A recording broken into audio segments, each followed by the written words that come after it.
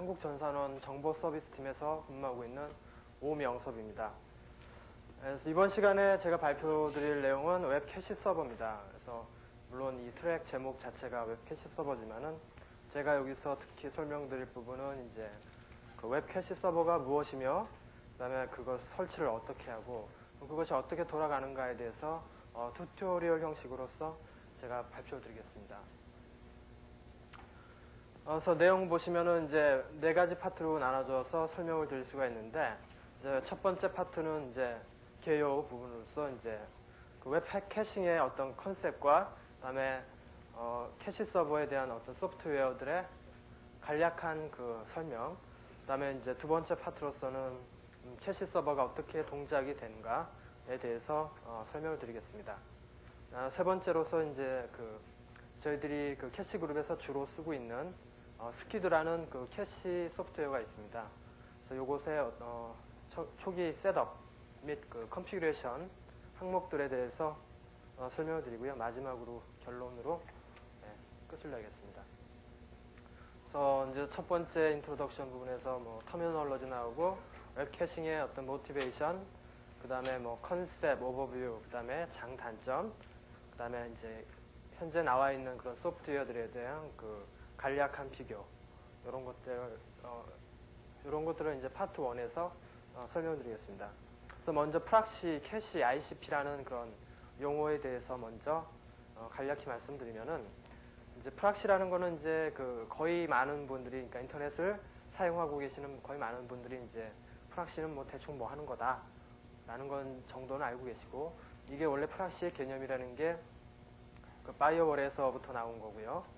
그다음에 여기서 이제 제가 말씀드릴 프락시는 이제 그 다른 어떤 걸 이제 다른 기계를 대신을 해서 어떤 일을 대신해주는 그러한 개념이고요.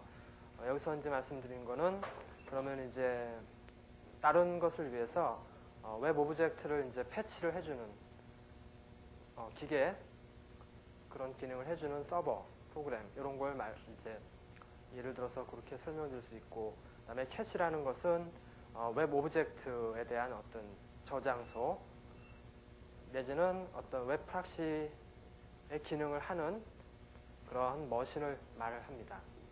ICP라는 것은 이제 인터넷 캐시 프로토콜의 약자로서 이것의 주된 그 역할은 이제 그 캐시 서버 간 또는 이제 프락시 서버 간 어떤 그 커뮤니케이션을 위해서 사용되는 프로토콜로 보시면 됩니다.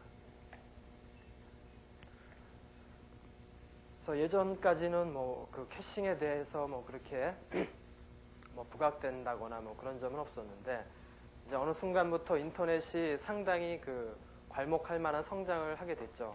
아주 너도 나도 인터넷을 안 쓰면 안 된다. 서로 연결을 하게 되고, 그렇기 때문에 인터넷이라는 게 상당히 굉장히 그 큰 성공을 거뒀죠. 그러다 보니까 이 네트워크나 서버의 로드에 그 한계가 있고, 그렇기 때문에 네트워크나 서버의 로드가 그 많이 걸리게 되고, 그래가지고 이제 그렇게 됐는데, 이제 그 중에서도 이제 그 웹을 기반으로 한 트래픽이 전체 인터넷 트래픽의 약 한 50% 정도에 이르게 되었습니다. 그래서 그 트래픽들은 보면은 이제 주로 4가지의 어떤 프로토콜을 이용하는 것들이 있는데, HTTP나 AFTP, 고퍼, 와이스, 이런 것들이 주종을 이루더라고 이제 이렇게 나와 있고, 그래서 이런 것들은 그러면은 캐싱을 함으로써 상당한 이점이 있겠더라 라고 해가지고 이 웹 캐싱이라는 어떤 그 개념이 나오게 됐습니다. 그래서 그 웹 캐싱의 어떤 그 컨셉 개념을 보시게 되면은 이제 웹 프락시 캐싱으로 제가 이후로는 설명을 드리겠습니다. 그래서 WPC로, 그래서 이것은 뭐를 하는 것이냐면은 어떤 그 우리 사용자가 웹 브라우저에서 어떤 그 리퀘스팅을 하죠. 어떤 도큐멘트에 대해서 리퀘스팅을 하게 되면은 그것을 이제 이 캐시 서버 WPC 웹 프락시 캐싱이 그것을 이제 그 클라이언트에서 해야 되는 일을 그 서버가 대신을 해가지고 웹 오브젝트를 가져다 놓고 그것을 다시 그 유저에게 서비스를 하는. 근데 이제 가져다 놓는데 그거를 이제 저장을 또 해놓죠. 그래가지고 다른 사람들이 향후에 나중에 또 그 오브젝트를 원했을 때는 직접 원하는 사이트에 가지 않고서도 그 캐싱된 오브젝트를 줄 수 있는, 서비스를 할 수 있는 그런 개념에서 나온 겁니다. 그래서 이것은 이제 그 인터넷의 트래픽이 거의 그 웹 트래픽이다 보니까 웹을 기반한 그런 트래픽의 그런 코스트를 줄이기 위해서 개발했습니다. 그래서 간략한 그 동작 원리라고도 뭐 볼 수 있는데, 클라이언트하고 웹 프락시, 그다음에 이제 그 리모트 서버는 이제 그 원래의 그 오브젝트 웹페이지를 갖고 있는 그런 서버로 가정을 한다면은, 이제 클라이언트라고 하면 이제 우리 사용자 PC에 있는 브라우저죠. 거기서 이제 어떤 그 웹페이지를 리퀘스트를 했습니다. 그랬을 때 이제 그 웹 프락시 서버를 걸어놓고 리퀘스트를 하게 되면은 직접 클라이언트에서 그 리모트 서버에 있는 그런 웹 오브젝트를 가지고 오는 것 대신에 가져오지 않고 웹 프락시 서버가 이 기능을 클라이언트를 대신을 해서 그 리모트 서버에 있는 오브젝트를 가져다 놓습니다. 이제 가지고 와서 그것을 요구한 클라이언트에게 제공을 하는데, 이제 가져다 놓고 그거를 이제 그걸 쌓아놓게 됩니다. 쭉 정리해서 쌓아놓게 되고, 그렇게 봤을 때 그러면은 이 그 웹 프락시 서버에 접속을 해서 사용하는 그런 유저들은 그 같은 오브젝트에 대해서는 리모트 서버로 매번 가지 않아도 빠르게 웹 프락시 서버가 가지고 있는 그 데이터를 서비스 받을 수 있기 때문에 상당히 빠른 그러한 그것을 제공을 할 수 있죠. 그래서 이 WPC의 어떤 장점이라고 보면은 이제 그 익스터널 웹 베이스 트래픽의 한 60% 정도를 세이브를 할 수 있다. 그러니까 익스터널이라고 그랬죠. 그러니까 예를 들어서 그 웹 프락시 서버를 이제 자기네 회사에 그 앞단에다 두고 모든 그 하단에 있는 클라이언트들이 그 프락시 서버를 이제 지정해서 사용을 하게 되면은 이제 밖으로 나가는 웹 트래픽이라는 것은 그 프락시 서버에서만 나가는 그런 웹 트래픽이 되겠고요. 그다음에 클라이언트들이 이제 그 중복적으로 사용되는 것은 이제 캐시에 그게 만약에 있다면은 직접 오리지널 사이트로 갈 필요 없이 바로 자기 회사 내에 있는 그 프락시에서 데이터를 받아올 수 있기 때문에 상당히 그 트래픽을 감소를 시킬 수 있습니다. 그래서 이 트래픽의 세이빙은 이제 뭐 여러 가지 팩터에 의해서 뭐 변할 수 있다라는 거죠. 그러나 이제 보통 평균적으로 상당한 그 세이빙을 갖고 올 수 있다라는 겁니다. 이게 가장 큰 장점이고요. 그 다음에 이제 유저에게 스피드한 서비스를 제공을 해줄 수 있고요. 그 다음에 파이어월 솔루션의 일부로서 사용될 수도 있는 거고요. 근데 이러한 이제 그 장점도 있지만 아직 그 단점도 있습니다. 그래서 단점이라고 하면은 이제 어떤 그 페일이 났을 때 이게 싱글 포인트라는 단점. 그랬을 때 이제 유저들은 다 그 캐시에 걸어 썼는데 그 캐시가 이제 맛이 갔다 그러면 이제 트래픽 나갈 수 없고 그런 단점은 있습니다.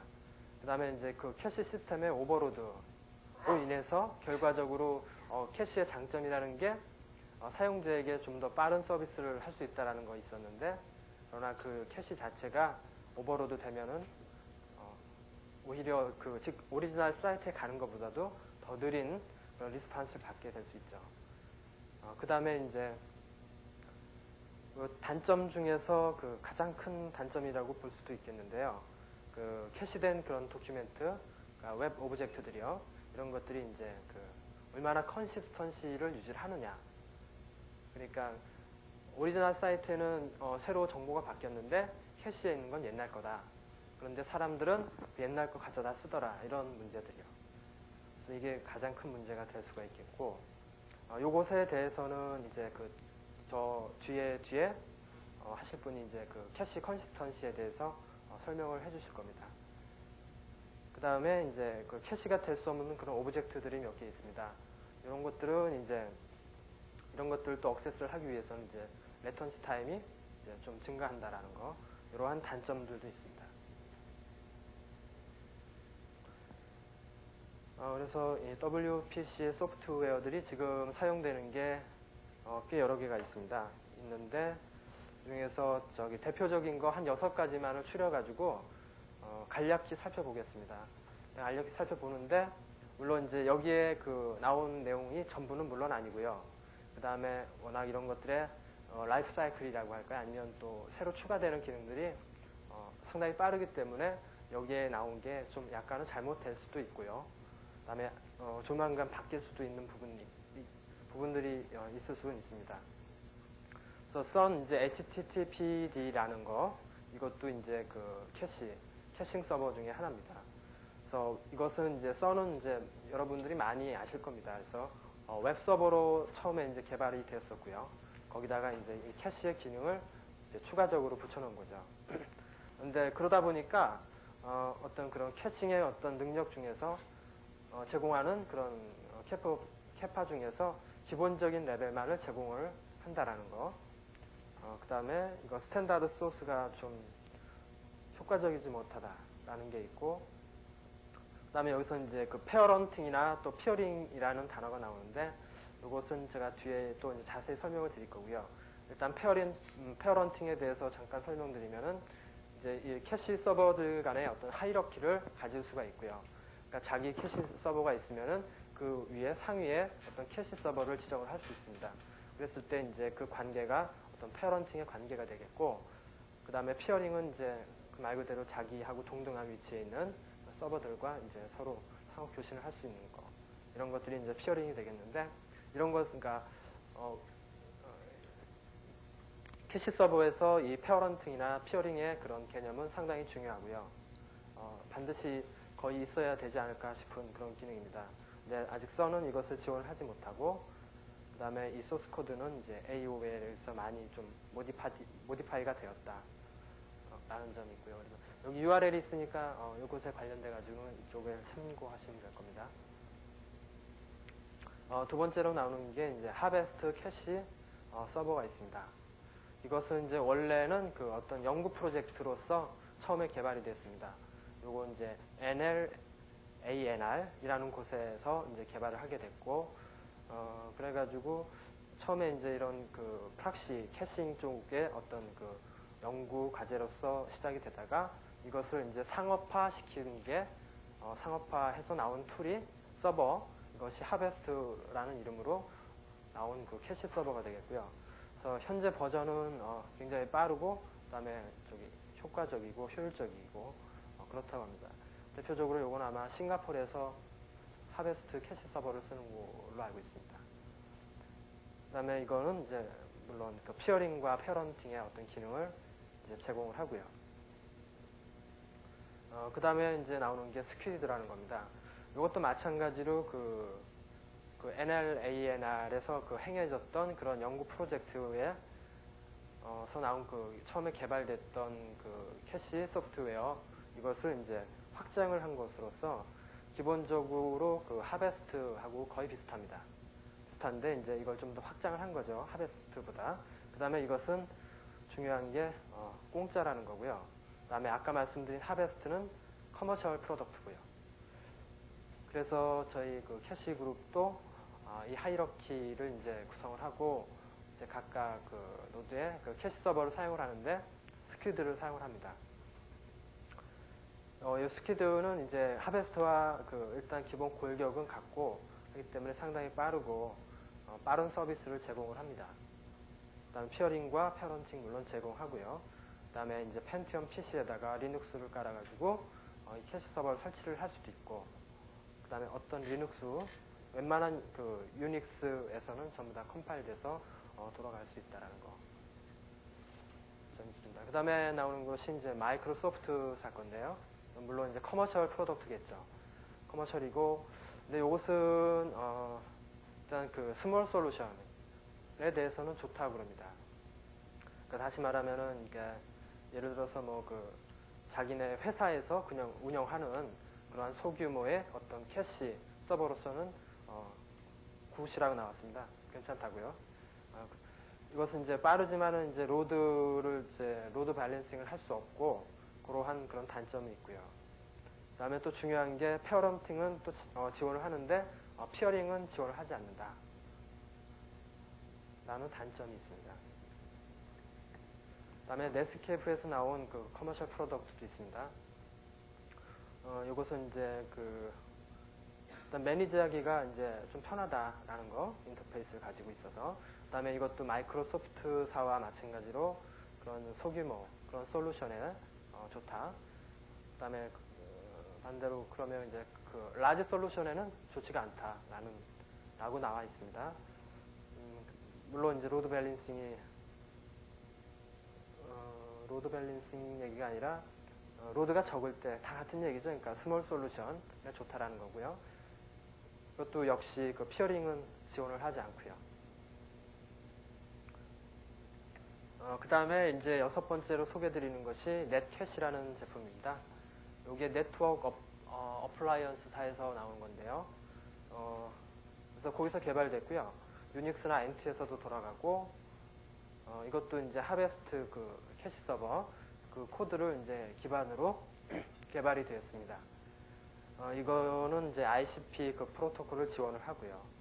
매우 빠르다고 클레임을 한다 그럽니다. 근데 실제로 이것을 어디서 쓰시는지 모르겠지만은 써보시면은 알 것 같고.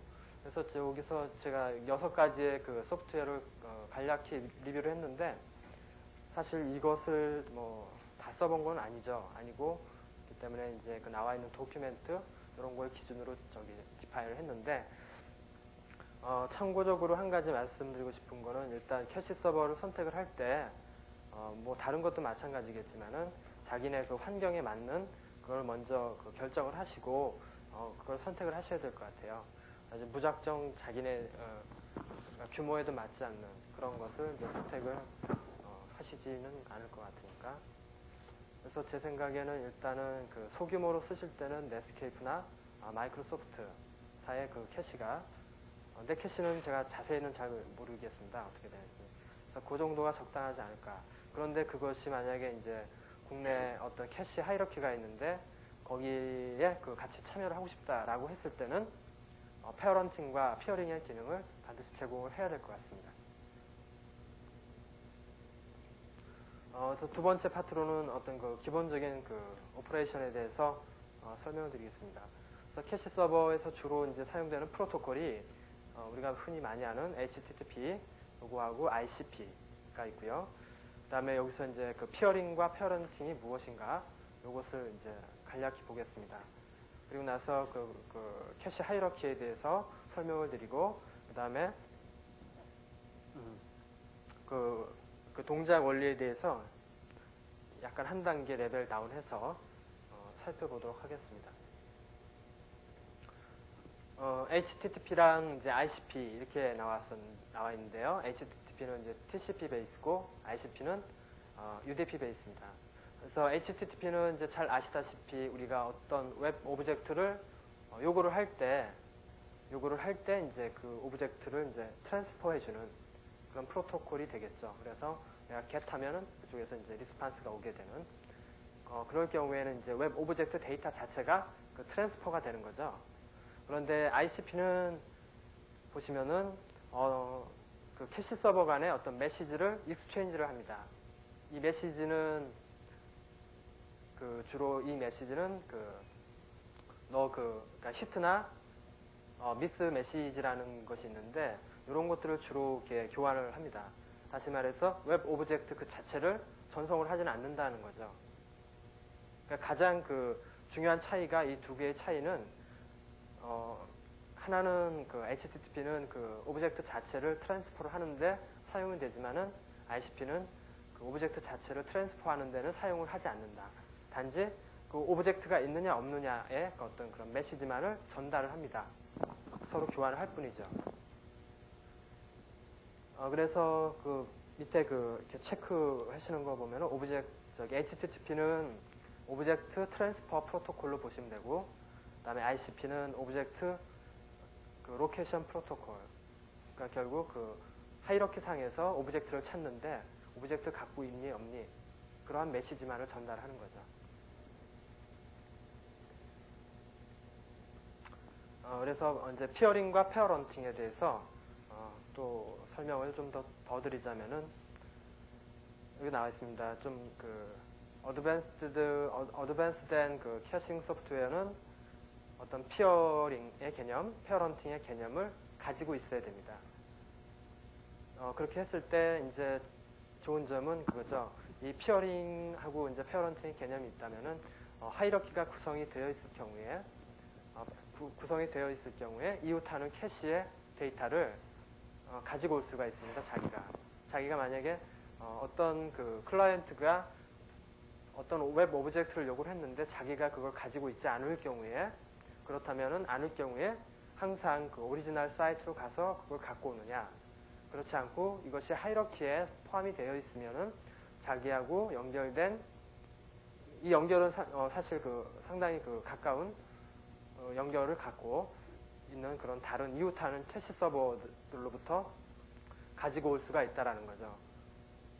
그래가지고 어떤 그 상당히 큰 장점을 가질 수가 있는 거고 그렇기 때문에 이것은 어떤 캐시 하이러키를 이제 허용을 해야 되는 거고요. 그 다음에 이제 그 밑에 그 페어런팅의 개념에서는 그 페어런트하고 차일드라는 그 용어가 나오고 피어링의 개념에서는 이제 그 시블링이라고 그럽니다. 그냥 시블링 또는 뭐 피어링 관계에 있는 그 캐시 서버 해가지고 상호 그 어떤 그 원하는 오브젝트를 이렇게 교환을 해주고 없으면 주고 이러한 역할들을 할 수가 있습니다.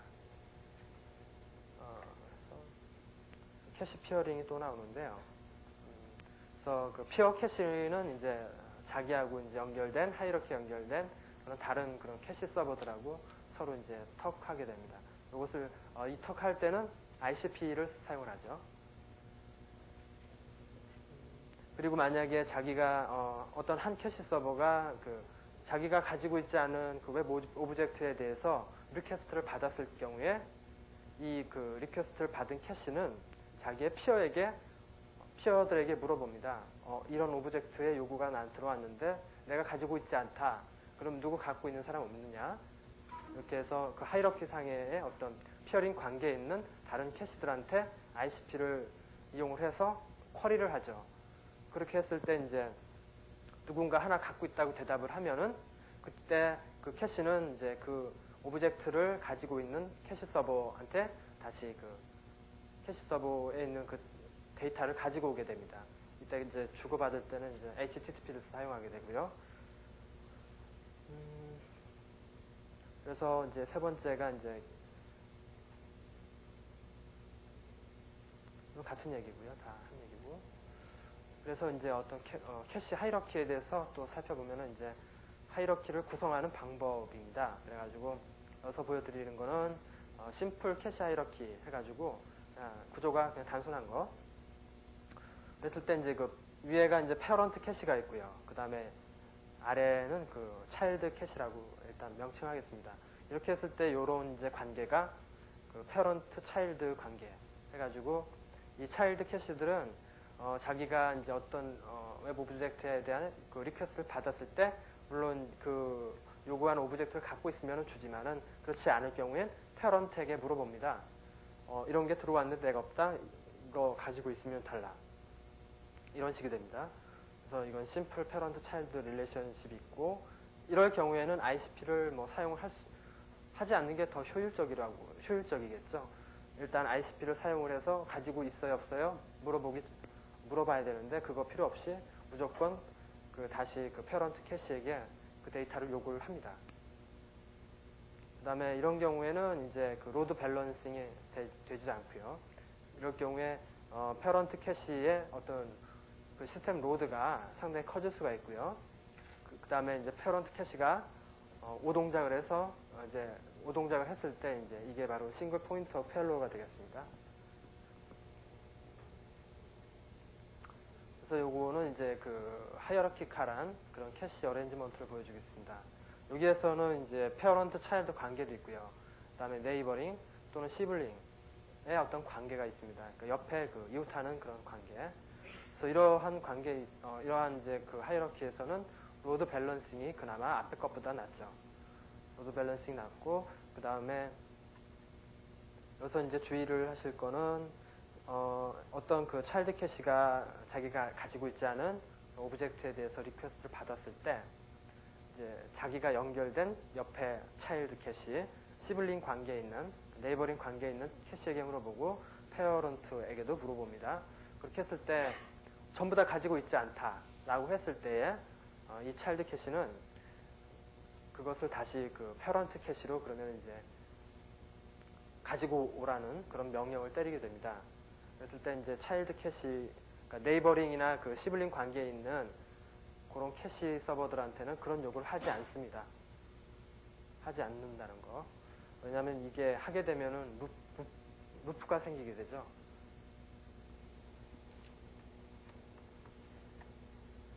그래서 어떤 이제 레벨 하나 이제 다운 시켜가지고 그러면은 이 캐시의 오퍼레이션의 좀 그 디테일한 면을 살펴보도록 하겠습니다. 일단 말로는 다 말씀드렸는데요.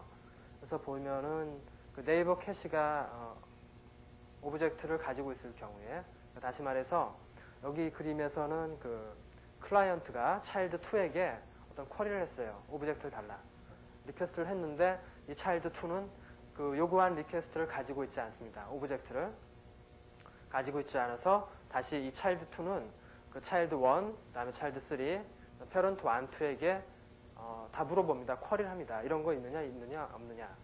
이렇게 쿼리를 했을 때 이제 ICP를 사용을 하게 되는 거고요. 그랬을 때 이제 그 쿼리를 했을 때 그 리스판스를 받게 됩니다.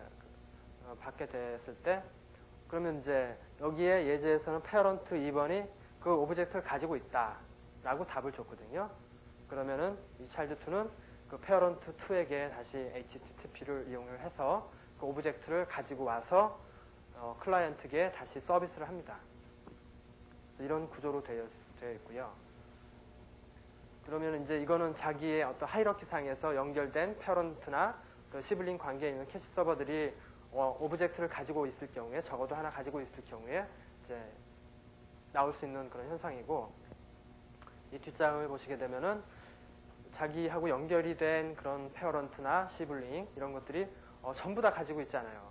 그 요구한 오브젝트를. 그랬을 경우에 살펴보겠습니다. 마찬가지로 이제 클라이언트가 어떤 A라는 오브젝트를 요구를 했는데 패런트 1, 2, 차일드 1, 3 이런 것들이 전부 다 그 오브젝트를 가지고 있지 않아요. 그렇게 됐을 경우에 이 차일드 2는 그럼 아무도 안 갖고 있기 때문에 그럼 누구한테 또 이제 명령을 주는 거죠. 이 오브젝트를 가지고 와라 라고. 그렇게 봤을 때는 이 차일드 2는 클라이언트하고 똑같은 입장에 서 있는 거죠.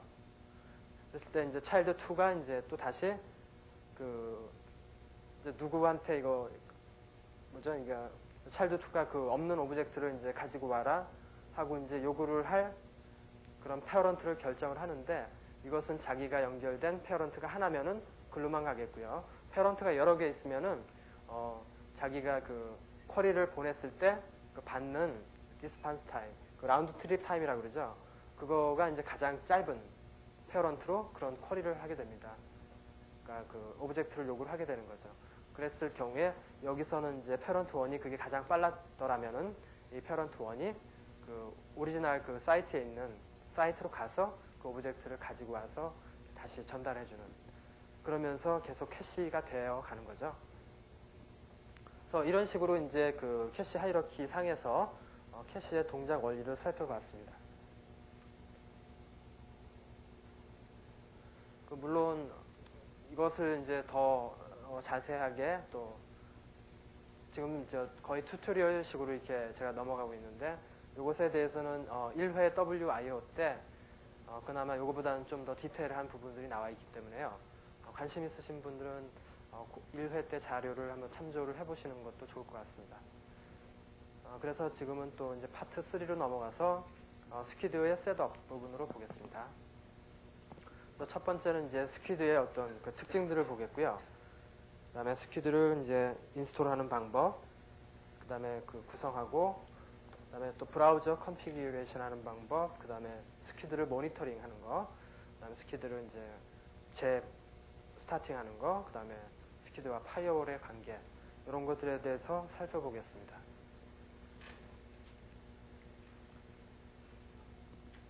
스퀴드의 특징 했습니다. 이것은 스퀴드는 이제 HTTP 그 억셀레레이터로 동작도 할 수 있습니다. 할 수가 있고, 이것은 다시 말해서 자기의 그 웹 서버가 좀 그 리퀘스트가 많아서 리스판스가 느리다. 그렇게 했을 때는 이제 이 스퀴드를 같이 써가지고 스퀴드의 그 옵션 중에 그 HTTP 그 엑셀러레이터라는 그 옵션이 있습니다. 그걸 이제 해주게 되면은 이제 좀 더 빠르게 서비스를 할 수가 있겠죠. 그다음에 현재 그 스퀴드는 네 가지의 어떤 그런 서비스를 지원을 하거든요. 이거 이제 서비스를 지원한다라는 것은 이제 예를 들어서 HTTP면은 이제 웹 오브젝트, 그러니까 웹 도큐멘트가 되겠죠. 이런 것들을 이제 캐시를 할 수가 있습니다. 그다음에 FTP 데이터, 일반 데이터 이런 것도 캐시가 가능하고요. 고퍼, 와이스 현재는 요 네 가지를 지원을 하고 있습니다.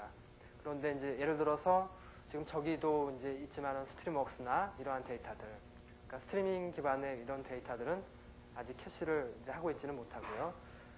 그렇고 그런데 이제 리얼 오디오 같은 경우에, 그러니까 리얼 오디오인가요? 비디오인가? 그런 경우에는 자체 그 프락시가 또 있습니다. 그래가지고 이제 그럴 경우는 그걸 같이 사용을 하시면 될 거고. 그래서 현재는 그 웹 기반으로 해가지고 이 네 개의 어떤 프로토콜을 지원을 하고 있고요. 이런 것들의 오브젝트를 캐시를 할 수가 있습니다. 그래가지고 이런 것들은 이제 그 캐시어블 오브젝트라고 그럽니다. 그래서 제가 계속 아까부터 이제 오브젝트라고 말씀드렸던 거는 이제 쉽게 말씀 다시 드리면 이제 웹 그 도큐멘트 있죠? 그 HTML 문서들, 그다음에 GIF 파일들 이런 것들을 말합니다. 그다음에 SSL을 이제 SSL 프락싱을 지원을 하고요. 그다음에 페어런팅과 피어링을 위해서 ICP를 지원을 하고요. 그다음에 또 그 억세스 리스트를 또 지원합니다. 그래가지고 클라이언트 아니면 또 캐시 서버에 대해서 억세스 리스트를 걸어가지고 그러니까 어떤 그 클라이언트는 허용을 해줄 수 있고 어떤 거는 이제 제한을 할 수 있는 그런 특징을 가지고 있습니다.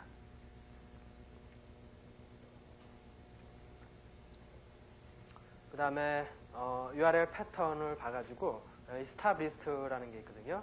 그건 뭐냐면은 이제 어떤 URL 패턴을 딱 주면은 그 패턴을 가지고 있는 그 리퀘스트에 대해서는 서비스를 하질 않습니다. 그러니까 스탑을 해버리는 거죠. 그래서 그런 기능을 또 지원을 하고요. 그 다음에 파이어월이 있으면 파이어월 뒤에서, 파이어월 안에서, 그 내부에서 동작을 할 수도 있고요. 그 다음에 다시 파이어월 상에서 프락시로서도 돌아갈 수가 있습니다. 그 다음에 핫 오브젝트라는 그런 개념을 가지고 있는데 이것은 뭐냐면은 이제 그 빈도수가 그러니까 서비스가 자주 되고 있는 거 다시 또 말씀드리면은 이제 리퀘스트가 많은 그런 오브젝트를 다 램에다 올립니다. 램에다 올려가지고 바로 디스크에서 서비스하는 것보다 이제 램이 더 빠르기 때문에 램에 올려서 서비스를 합니다. 그러한 기능을 가지고 있고요. 그다음에 그 URL에 대해서 어떤 리프레시 패턴을 또 튜닝을 할 수가 있습니다.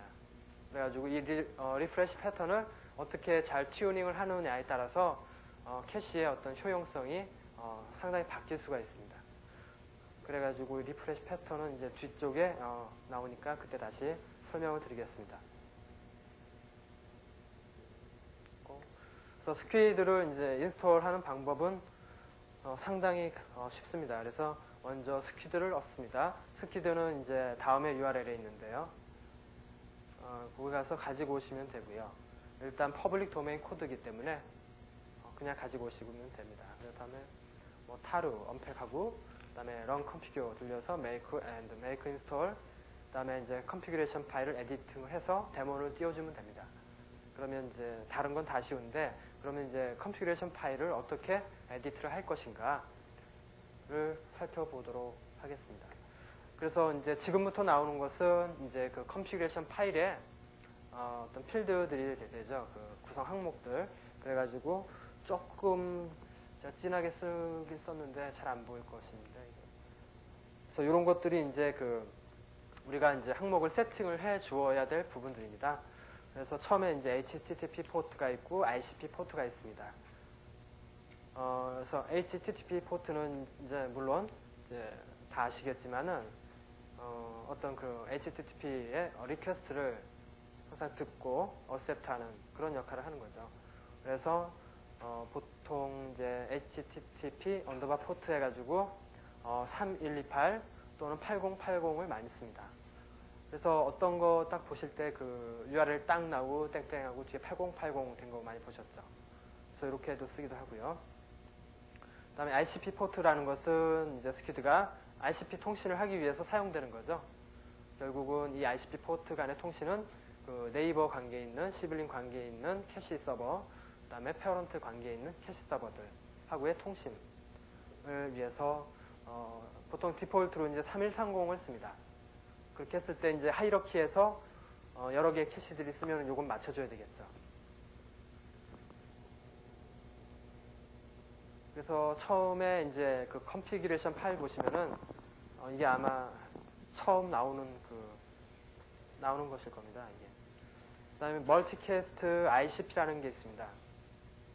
이런 게 있는데 요건 뭐냐면은 그 멀티캐스트 어드레스에 대해서 이제 리슨을 할 수 있는 겁니다. 그런데 요거는 그 ICP 그 쿼리에 대해서만 이제 사용이 되는 것이고요. 그렇게 했을 때 이제 요걸 썼을 때는 이제 그 ICP에 대한 그 트래픽이나 코스트를 줄일 수가 있고, 그래서 요거는 이제 캐시 하이러키 상에서 이제 사용이 하면은 그나마 이제 효율적이고, 그래서 mcast 언더바 그룹이라는 것에 이제 IP 렌지를 써줍니다. 그래서 멀티캐스트 IP 렌지를 써주시면 되고요.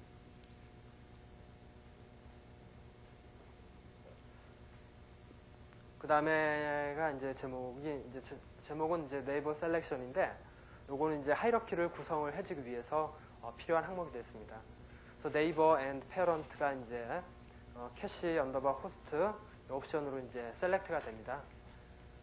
그랬을 때 이제 그 여기다 적어주시는 거는 이제 캐시 호스트의 그 자기가 그러니까 네이버 관계 또는 페어런트 관계를 맺을 그 호스트의 이름을 써줍니다.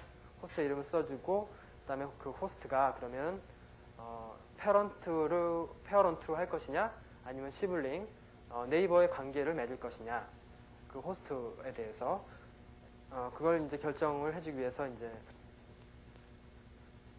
타입에다가 이제 페어런트 시블링 또는 아까 그 멀티캐스트 이런 것들을 왜 줬지? 이제 지정을 해주시면 되고, 그 다음에 나오는 게 이제 HTTP 포트, ICP 포트. 그러니까 그 지정한 다른 캐시 서버의 그 ICP 포트하고 그 HTTP 포트를 맞춰줘야 됩니다. 그래서 그걸 맞춰주시면 되고, 그 다음에 뒤에 부분이 이제 옵션 부분이 있는데, 만약에 그 네이버로 지정한 그런 호스트가 ICP를 서포팅을 하지 않는 경우에, 그러니까 ICP를 지원을 하지 않는 캐시 소프트웨어를 사용을 했을 때 ICP 포트에다가는 7번을 써줍니다. 그래서 7번이 의미하는 것은 이제 UDP 에코 포트라고 해가지고 이것은 뒤에 또 나오거든요. 그래서 그때 설명을 드리겠습니다. 그래서 캐시 호스트는 일단은 자기가 하이러키를 관계를 맺을 그런 호스트를 각각 지정을 해주는 그런 역할을 해주는 거죠. 그 다음에 이제 네이버 캐시 도메인스라는 게 있는데, 이것은 뭐냐면 자기가 이제 어떤 하이러키를 맺을 캐시들을 지정을 해줬는데, 거기 플러스 그것만으로도 안 됐는지 이 어떤 특정 도메인에 대해서 각각의 호스트를 따로 별도로 지정을 해줄 수가 있습니다. 그래가지고 이것은 그러니까 어떤 특정 도메인을 서빙을 하기 위해서 이런 네이버 캐시를 제한을 하는 겁니다. 그래서 예를 들어가지고 여기서 보시면 캐시 호스트 도메인이라고 있습니다. 그래서 그 뒤에 써주셔야 될 게 호스트 네임, 그 다음에 이제 도메인스 이렇게 딱 써 있는데요.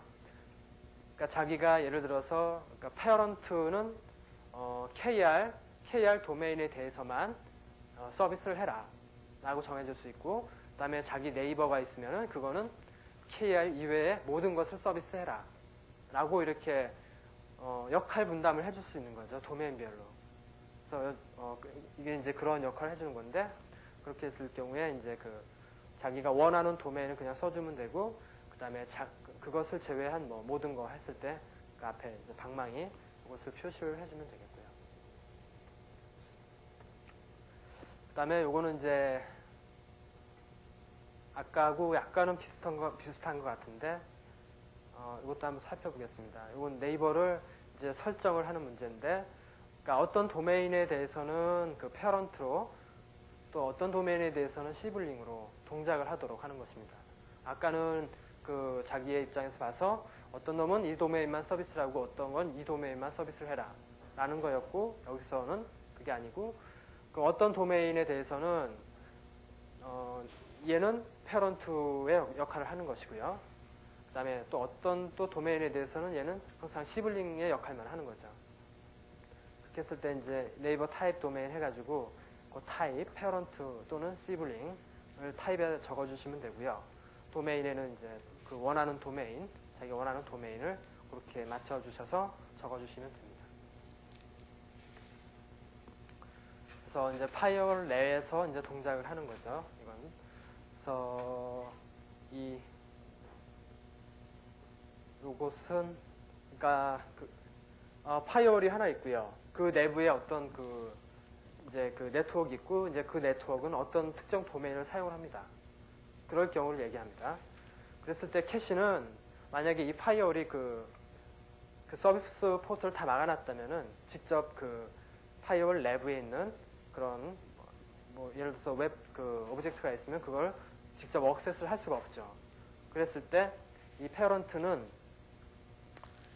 이 파이어월을 통해서 이제 통해 가지고 동작을 할 수 있도록 어떤 페어런트를 지정을 해줘야 될 필요는 있습니다. 그래서 inside under firewall하고 firewall under IP 여기다가 이렇게 적어 놓으시면은 이거는 이제 파이어월로 막혀 있는 그러한 도메인이나 IP 레인지를 여기다 써주시면 됩니다.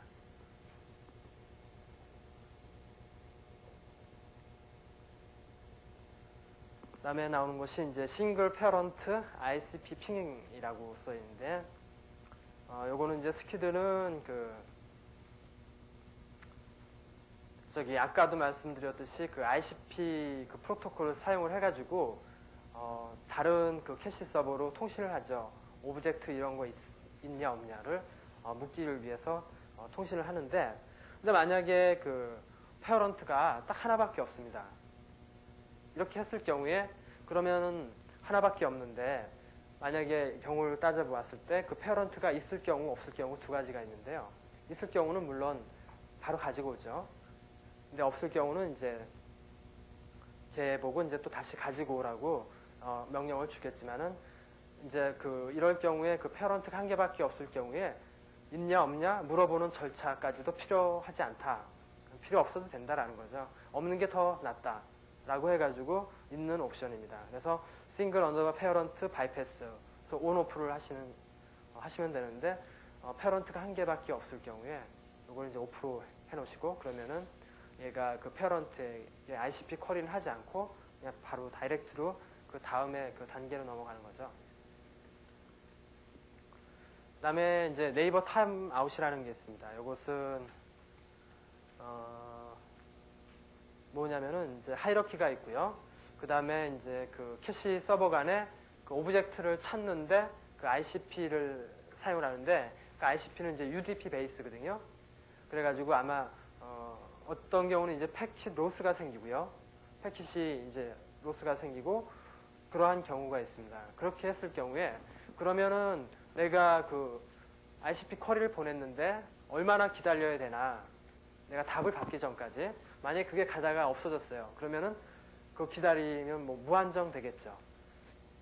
그러니까 그런 걸 위해서 그 타임 아웃이라는 걸 둬가지고, 그러니까 특정 시간 내에 그것이 들어오지 않으면 그건 다 무시해버리고 넘어가는 그런 옵션이죠. 그래서 보통 디폴트로 2초를 주게 됩니다. 그래가지고 2초 내에 들어오는 것에 대해서만 하는 거. 뭐 타임 아웃의 개념은 어디나 다 있는 것 같고요. 그 다음에 요곳에는 이제 그 URL restricting 해가지고 어떤 그 URL 패턴을 보고 자기가 어떤 패턴에 대해서는 이건 캐시를 하지 마라. 또 어떤 패턴에 대해서는 이거는 하이러키를 쫓아가면서 물어볼 필요도 없다. 라고 여기서 정의를 해줄 수가 있습니다. 그랬을 때 처음에 이제 하이러키 언더바 스탑 리스트가 있습니다. 그래서 하이러키 스탑입니다. 이거는. 그다음 밑에 거 보시면 캐시 스탑. 요게 좀 두 개가 이제 스탑은 스탑은 스탑인데 의미가 다른 거죠. 위에 거는 이제 하이러키로 해서 쫓아갈 필요가 없다. 그러니까 어떤 특정 그 URL 패턴이 나오게 되면은 그건 하이러키를 쫓아가서 물어볼 필요도 없고, 그 다음에 그 패턴을 보고 어떤 패턴이 이제 그 캐시 스탑 리스트에 어떤 그 URL 패턴이 들어가 있을 때는 그러면 그 패턴을 가지고 있는 리퀘스트는 캐시를 할 필요도 없다. 캐시를 할 필요도 없다. 이런 것을 이제 의미를 하죠. 우리가 이제 보통 여기서 사용되는 거는 그 CGI-bin 있죠. 그러니까 요런 그 패턴이 들어가는 경우에는 디폴트로 이제 그 스탑 리스트에 걸리게 됩니다. 그러니까 집어넣어 줘가지고 이런 것들은 캐시를 하지 않는 걸로 바로 직접 그 오리지널 사이트로 가서 돌아가게끔 하는 그런 역할을 할 수 있습니다. 그러니까 여기다가 이제 해가지고 뭐 자기가 뭐 이것은 마음에 안 들어 해가지고 어떤 특정 그 패턴을 넣어주면은 그거는 이제 하이러키로 해서 쫓아가지도 않게 되겠고, 그다음에 캐시로 저장도 안 되게도 할 수가 있습니다.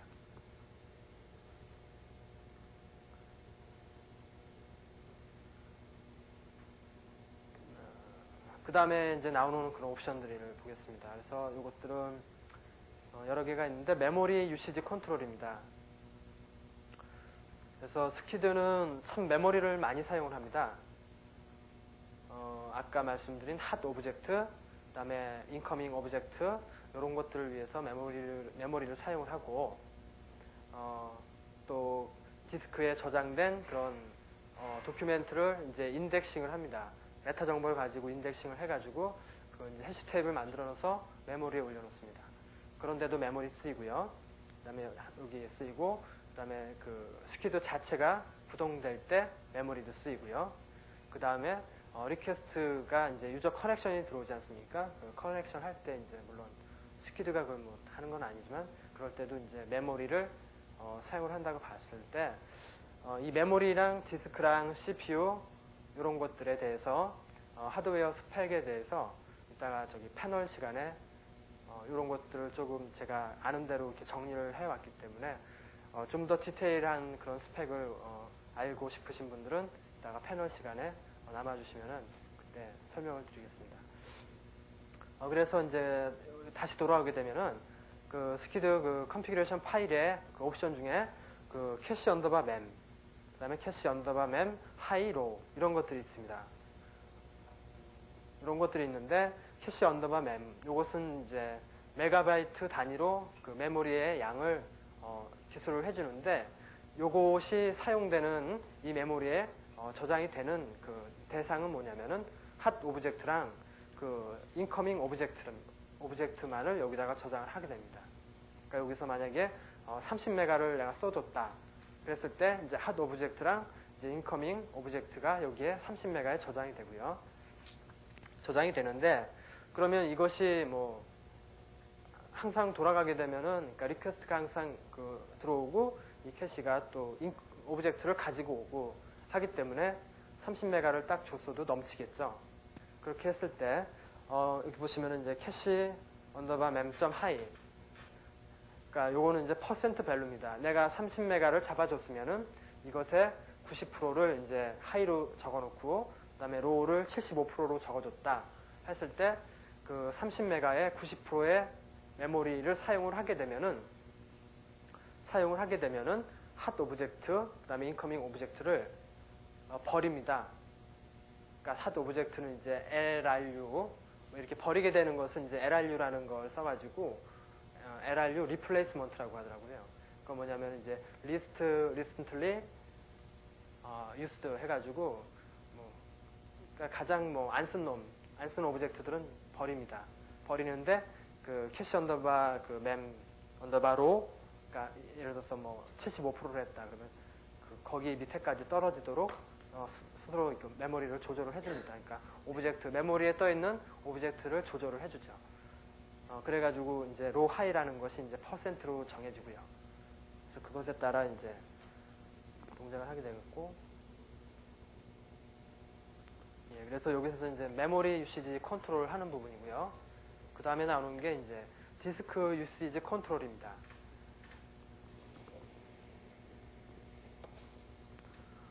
이것은 이제 그 디스크의 사이즈를 이제 정을 해주는 건데요.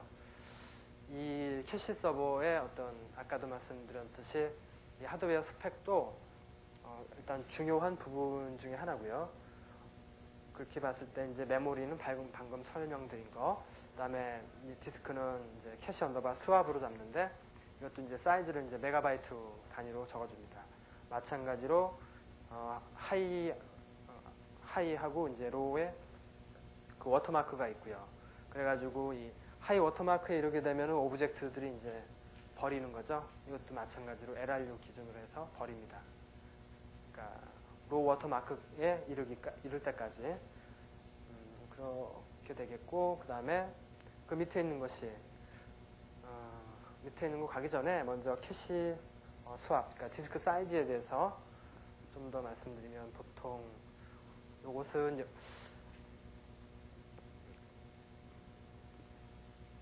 그러니까 이 스키드도 이제 그 버전이 이제 그 옛날 버전 있고 뭐 계속 버전업이 되고 있는데 그 이전의 버전에 대해서는 디스크 이제 딱 할당을 했을 때 그 디렉토리, 그러니까 오브젝트를 이제 저장을 하기 위해서 디렉토리를 쭉 나누게 되는데요. 그때는 그 레벨을 하나로 해가지고 100개죠. 그래가지고 100개의 디렉토리를 만듭니다. 그래가지고 거기다가 이제 오브젝트들을 계속 그 정해진 전체 하드 그 디스크 사이즈만큼 계속 넣게 되거든요. 그런데 이제 그러다 보니까 한 개의 디렉토리 밑에 파일을 너무 많이 갖고 있을 경우가 있게 됩니다. 그렇게 했을 경우에 이게 상당히 이 스피드가 상당히 떨어지거든요. 그래가지고 스키드 1.1 버전에서는 이 디렉토리 구조를 2레벨로 나눴습니다. 그래가지고 이 첫 번째 레벨에서는 16개를 보통 16개 나누고요. 그 다음에 그 각 16개로 나눠진 각 디렉토리에서 다시 256개의 디렉토리를 갖고 있습니다. 결국은 한 개의 그 디렉토리를 한 개의 디스크를 정해주게 되면은 거기에 나올 수 있는 디렉토리 개수가 16 곱하기 2, 5, 6개, 그러니까 4,000 얼마 몇 개가 나오죠. 디렉토리 개수는 그렇게 나오고, 그렇게 함으로 인해서 각각의 그 디렉토리에 저장이 되는 오브젝트의 개수, 이것을 줄여서 결국 그 스피드업을 하겠다라는 거. 그런 이제 전략으로 해서 1.1에서는 그렇게 나와 있고요. 그래서 다시 이쪽으로 오시게 되면은 이제 맥시멈 오브젝트 사이즈 해가지고요. 그 최대 큰 사이즈의 오브젝트의 사이즈를 정해줍니다. 그래가지고 만약에 이것은 어떤 의미를 이제 갖고 있냐면은 무조건 모든 오브젝트를 전부 다 그 캐시를 하지 않겠다. 그러니까 정해진 사이즈가 넘어가는 그런 오브젝트는 버리겠다 이거죠. 그래서 그걸 이제 정해주기 위해서 이제 사용을 한 겁니다. 그 다음에 이제 캐시 dir 이게 나오는데요. 요거는 이제 오브젝트를 저장할 그런 파일 패스입니다. 파일 패스고요. 스키드 1.1에서는 이제 나와 있기를 가능하면은 이제 파일 시스템 단위로 여러 개의 그 캐시 dir를 지정을 해주라. 이렇게 권고를 하더라고요. 그러니까 만약에 자기가 디스크의 사이즈를 10기가로 줬는데 그거를 10기가짜리 하나 이렇게 하는 것보다도 5기가짜리 2개로 해가지고 이렇게 멀티플하게 사용을 하라라고 이렇게 권고를 하더라고요. 그래서 요것에 대해서도 나중에 패널 시간에 좀 더 얘기를 했으면 좋겠고요. 그래서 요거는 dir, 그러니까 디렉토리 패스를 적어주는 겁니다. 그 다음에 이제 나오는 일련의 이런 것들은 이제 로그 파일 패스입니다. 이 캐시 서버에서는 이 로그 파일도 상당히 중요하거든요. 왜냐면은 그건 이따 말씀드리죠. 그러면. 그래서 첫 번째 나오는 게 캐시 언더바 액세스 로그가 있고요. 그 다음에 캐시 로그, 그 다음에 캐시 스토어 로그가 있습니다. 그래서 액세스 로그는 뭐 그냥 단어 그대로 스키드에 액세스하는 모든 것을 로깅을 하는 거고요. 그 다음에 캐시 로그는 그 다이거노스틱 그 출력, 아웃풋을 이제 그러니까 스키드가 돌아가는 것에 대해서 어떤 스스로 진단을 그러니까 만약에 뭐가 잘못되어 있으면 그 잘못된 사항을 캐시 로그 여기다가 계속 써줍니다. 그 다음에 오브젝트, 그러니까 우리가 캐시를 한 오브젝트에 관해서 그것을 이제 저장을 하고 지우고 하는 것에 대해서 이제 것에 관한 로그가 이제 스토어 점 로그가 되겠고요. 그래서 만약에 계속 이제 그 오브젝트가 계속 들어오는 오브젝트가 있고요. 그러면 이제 그게 추가되죠. 그러면 이제 스토어.점 로그에 계속 추가시키고, 그 다음에 너무 오래됐다. 그 다음에 이것은 아까 그 워터마크에 따라서 이제 버려지는 것들이 있지 않습니까? 그럼 그걸 버렸으면 버렸다고 여기다 다시 지워주고, 이런 것들에 대한 정보가 있습니다.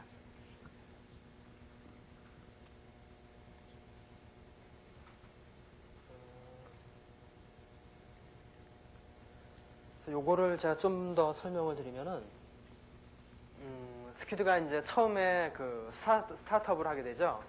이제 처음에 스타트업을 하게 되면은 메모리에 그 자기가 가지고 있는 오브젝트의 인덱스를 같이 끌고 옵니다. 그러니까 어떤 그 URL이 있고요. 그다음에 그 뭐 그것이 갖고 온 날짜라든지 또 이런 그 메타 파일이 있습니다. 메타 파일을 이제 가지고 있는데 그러니까 자기가 갖고 있는 오브젝트를 전부 다 그 리스트업을 쭉 해가지고 그걸 메모리에 올립니다. 그랬을 때 이 스토어.점 로그가 거기에도 사용이 되고요.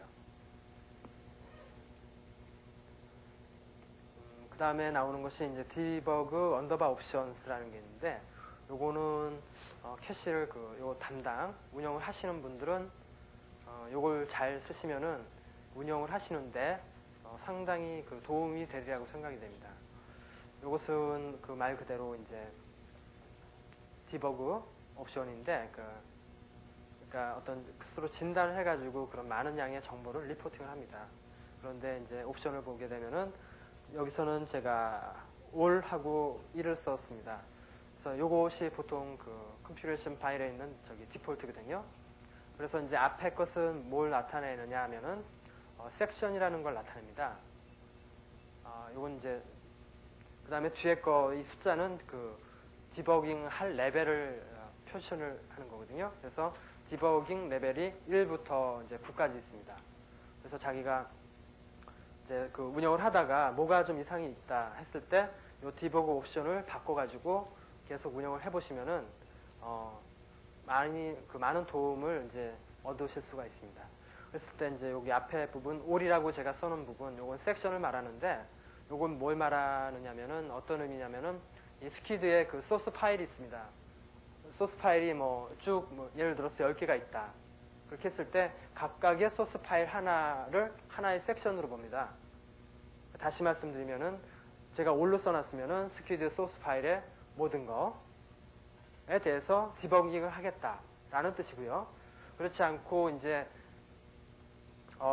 그 10개 중에서 어떤 특정 부분에 대해서만 내가 상당히 자세히 보겠다라고 했을 때는 그 파일에 맞는 그 섹션 번호를 적어주고요. 그 다음에 그 디버깅 레벨을 5나 9, 아주 상당히 많은 로그가 나오게끔 해서 아주 디테일하게 볼 수가 있고요. 그러니까 여기서는 이제 자기가 좀 운영을 하다가 특정 부분에 대해서 아주 깊이 있는 로그 파일을 얻을 수가 있는 그런 옵션입니다. 그리고 요거는 스퀴드를 이제 먼저 말씀을 이제 드리기 전에 요걸 설명을 하기 전에 나왔어야 되는 건데요. 스퀴드는 전체 세 개의 메인 프로그램으로 구성이 되어 있습니다. 그래서 하나는 이제 스퀴드 그 자체고요. 그 다음에 또 하나는 FTP get이라는 프로그램이 있고요. 또 하나는 이제 DNS 서버. 그래서 요 세 개가 이제 메인 프로그램이 됩니다. 스퀴드에. 그래서 지금까지는 제가 스퀴드를 말씀드린 거고요. 그 다음에 이제 FTP get이라는 게 나옵니다. 이것은 뭐냐면은 스퀴드가 와이스코퍼, 그 다음에 FTP, 그 다음에 HTTP 요것에 대해서 서비스를 지원을 하는데 이상하게도 FTP만은 별도의 프로그램으로 빼놨습니다. 그러니까 다시 말씀드리면은 이제 10명이 이제 리퀘스트가 있었을 때 10명이 있었을 때 이전에 옛날에 버전인가? 그러니까 10명이 어떤 요구를 했을 때 요구에 따라서 각각의 프로그램이 뜨는 것이 아니고 스퀴드는요. 스퀴드는 그렇게 뜨는 것이 아니고 그 한 개가 떠가지고 그것을 이제 계속 서비스를 합니다. 그런데 이제 FTP 프로그램의 경우에는 10명의 그 FTP 리퀘스트가 있을 때 FTP get은 그 사용자 수당 하나씩 뜨게 되겠고요. 그 차이가 있고요. 이것에 대해서는 나중에 패널 시간에 더 디스커션 하도록 하고요. 그 다음에 이제 FTP get의 역할은 FTP 전송이죠. 그 다음에 DNS 서버는 그냥 어떤 URL 리퀘스트가 들어오면 DNS 룩업을 하는 거. 그래서 DNS 서버가 별도로 떠가지고 해줍니다. 스피드업을 위해 가지고. 그래서 이제 그 프로그램을 이제 패스를 쭉쭉 써주고 DNS 언더바 children은 그러면 DNS 서버를 여러 개를 띄울 수가 있거든요. 그래가지고 뭐 5개 띄운다, 10개 띄운다. 이것은 이제 자기가 그 캐시 서버의 어떤 그 사용의 환경에 따라서 변하는 거죠. 리퀘스트가 많은 건 많이 올려주고 적으면 뭐 적게 써도 되는 거고요. 그래가지고 예를 들어가지고 이것이 이제 그 DNS 서버가 뭐 5개 떴다 그랬을 때 이제 그 URL 리퀘스트가 들어올 때마다 라운드 로빈으로 해가지고 하나씩 탁탁탁탁 던져줍니다. 그 다음에 요거는 넘어가겠습니다. 그 다음에 DNS TTL이라는 것이 나와 있는데 요거는 뭐냐면은 여기서 보시면 이제 포지티브 DNS TTL이 있고요. 네거티브 DNS TTL이 있는데 이 스퀴드는 또 하나의 특징이 그 DNS 룩업에 대해서 그 또 내부적으로 캐시를 가지고 있습니다. 그러니까 어떤 URL이 딱 들어오면은 그걸 이제 룩업을 하지 않습니까? 그럼 그걸 또 캐시로 갖고 있어요. 이제 가지고 있는데 그래서 이제 포지티브 TTL, 그러니까 포지티브 DNS TTL은 이제 요거를 이제 캐시를 몇 분 동안 할 것이냐를 이제 정해주는 거고요. 네거티브 DNS TTL은 DNS 룩업을 했는데 페일이 났습니다. 그럼 그 페일된 정보조차 캐시를 하고 있어요. 이것의 이유는 그럼 다른 사람이 또 그 리퀘스트를 했을 때 결과는 똑같으니까 또 한 번 그 룩업을 할 필요 없이 그냥 캐시가 있다면 그걸로 가서 대치를 하는 거죠. 그것에 대한 이제 얘기가 여기 나오는데 네거티브 TTL에 대해서 이것은 이제 반복적인 그런 패치를 이제 막자라는 거죠. 아까는 DNS의 그 NS 룩업한 결과를 얘기를 했고요. 여기서 나오는 그 네거티브 TTL은 오브젝트를 얘기를 합니다. 그래가지고 배드 오브젝트의 어떤 그 반복적인 패치를 막기 위해서 네거티브 TTL을 줘가지고 그 시간 동안만큼 그 배드 오브젝트를 캐시를 하고 있어요. 그래서 여기서 그 배드 그 오브젝트를 그 가지고 있을 시간만큼을 지정을 해주시면 되고요. 이제 그 다음에 이제 나오는 그 중요한 그 옵션입니다. 캐시 리프레시 룰이요. 이것은 그 캐시에 있는 그 오브젝트를 리프레시 해주는 룰입니다. 그러니까 캐시에 아까 그 단점에서도 나왔지만은 오리지널 사이트에서는 그 항상 정보가 최신으로 바뀌고 있는데 캐시를 한 거는 항상 옛날 것만 갖고 있다.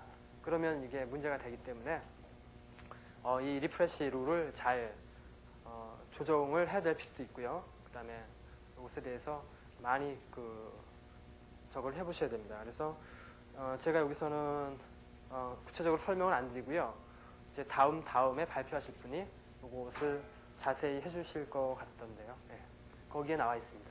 그쪽 보시면 되겠고 이것도 마찬가지고요. 그래가지고 이제 대략적인 그 스퀴드 자체의 그 컨피규레이션이 설명이 이제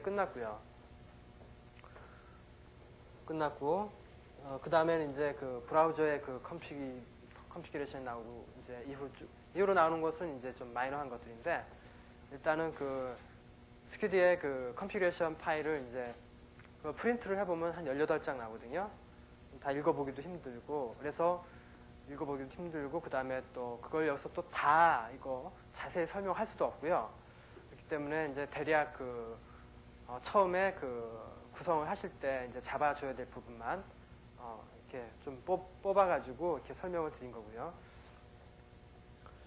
아유 그렇고 잠깐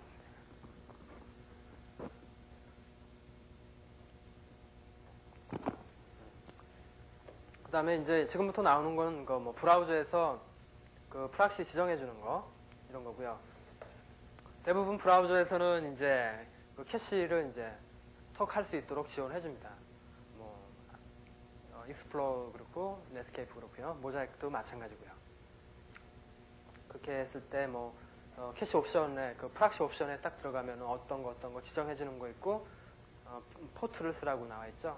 그랬을 때 이제 자기가 어떤 호스트 캐시 서버, 프락시 서버를 지정을 해주고 거기다가 이제 포트 번호 써주면 끝나는 건데. 그 다음에 끝나는데 이제 여기서 그 저런 옵션이 또 있습니다. 그러니까 어떤 특정 도메인에 대해서는 이 프락시를 쓰지 않겠다라고 해서 또 리스트를 걸어주는 게 있죠. 예를 들어서 그거는 이제 같은 내부 랜에서 어떤 특정 도메인에서 서비스가 되고 있는 거, 이거는 프락시를 통해서 갖고 올 필요 없이 바로 가지고 오는 게 더 빠르기 때문에 이런 도메인을 갖고 있는 서비스를 이제 그 제외시켜주는 그런 것도 있고요. 그 다음에 지금 이 그 사용자들이 그 캐시 서버를 선택을 해야 되는 그런 문제도 있고, 어떤 경우에 이제 프락시를 걸어가지고 뭐 더 느린 경우도 있고요. 그다음에 제대로 서비스 안 되는 경우도 이제 가끔 있거든요. 이제 그런 것들을 이제 좀 더 보완을 하고, 그러니까 제대로 그것을 이제 캐시 서버를 선택을 해주고 하는 그런 것들도 있는데, 그게 APC라고 해가지고 그런 것도 있는데, 그건 제가 준비를 못했습니다. 그래서 말만 꺼내고 그냥 넘어가는데요. 그다음에 이제 스퀴드를 이제 모니터링 하는 방법에 대해서 이제 이거는 간단히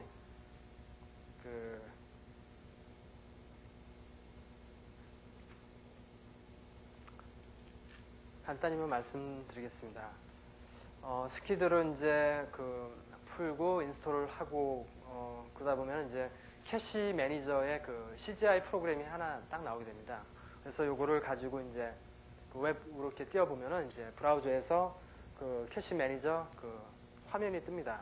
그러면 거기서 자기가 캐시 매니저 패스워드를 넣어주고 호스트 이름 적어주고요. 그다음에 원하는 정보를 그 브라우저에서 바로 이렇게 볼 수가 있습니다. 그래서 뭐 그 볼 수 있는 정보는 뭐 캐시 인포메이션, 유틸라이제이션 등등 해가지고 한 20개 정도? 하여튼 상당히 많은 그런 아이템들이 있습니다. 그래서 그 아이템들을 이렇게 쉽게 보실 수가 있고요.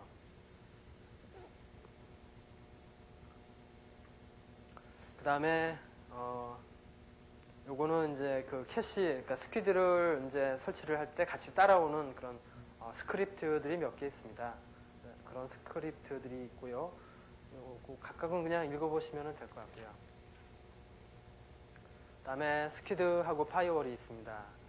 요거 잠깐만 보시면은 이 스퀴드는 이 파이어월 뒤에서 이 동작을 할 수 있도록 해놨습니다. 그래가지고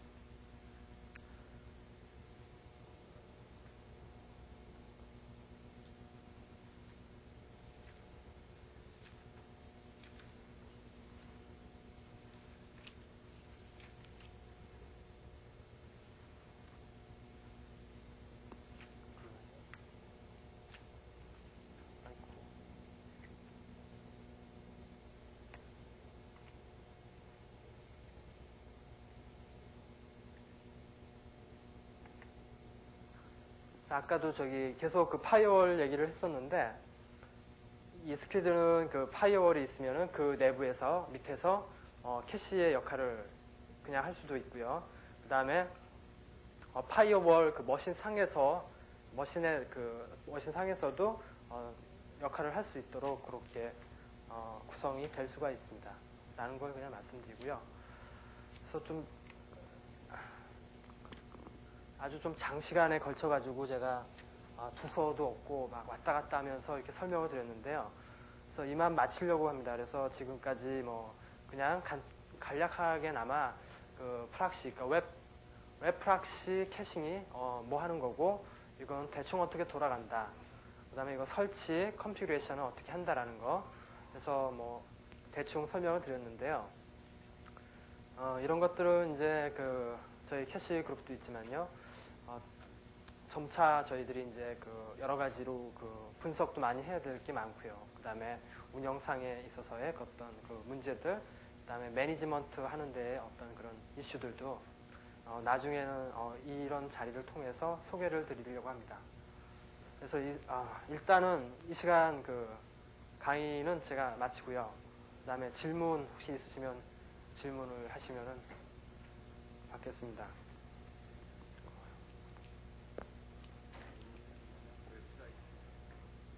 예?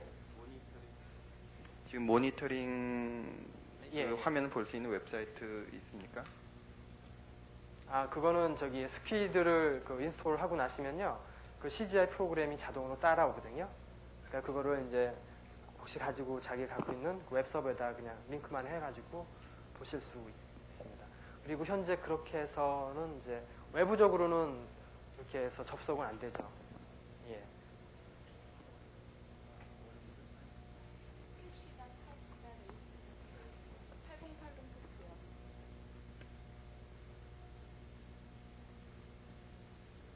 예.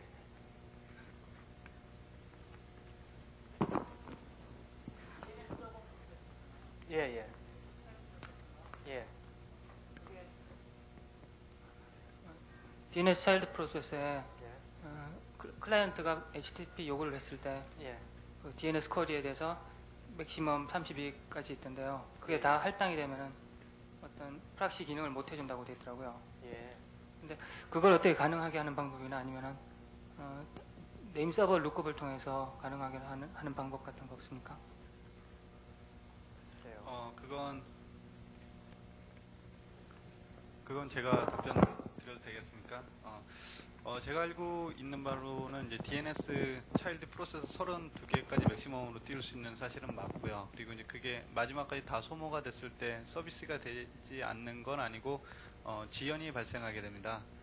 지연이 발생하게 되는데, 이제 애지간한 그러니까 서비스가 안 되는 건 아니고 지연이 발생하는데, 이제 그러한 상황은 대부분의 아주 메이저한 ISP에서도 보기 힘든 현상이거든요. 그러니까 그런 쪽은 염려를 안 하셔도 좋을 것 같습니다.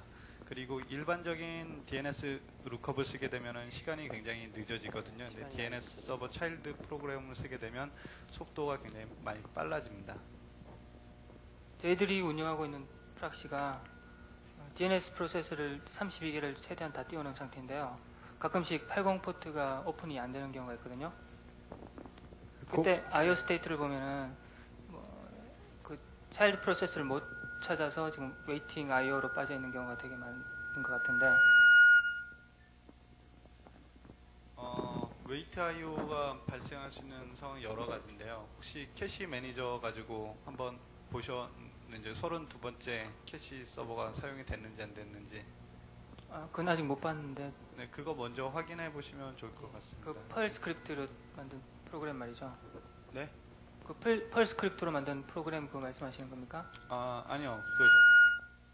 스키드 서버를 설치하게 되면 캐시 mgr.cgi라는 CGI 프로그램이 있는데요. 그걸 통해 가지고 그거 CGI 프로그램 하면 아까 오명섭 씨가 설명해 주신 것처럼 여러 가지 유틸리제이션들이 있거든요. 그 중에 하나가 내가 띄워놓은 DNS 서버 중에 얼마나 많은 애들이 쓰였는지 콜된 횟수가 카운트되어 있습니다. 그거 확인해 보시고 만약에 그게 32번째가 다 소모가 됐다면 아마 근데 그게 메이저한 문제는 아닐 것 같습니다. 레이턴시가 좀 발생하긴 하지만 마지막까지는 굉장히 많이 안 쓰이는 것 같거든요.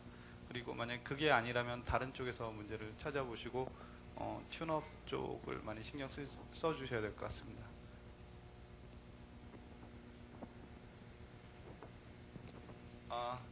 그럼 더 이상 질문이 없습니까? 질문이 없으면 이것으로 오명섭 씨 웹 캐시 서버에 대해서 마치기로 하겠습니다.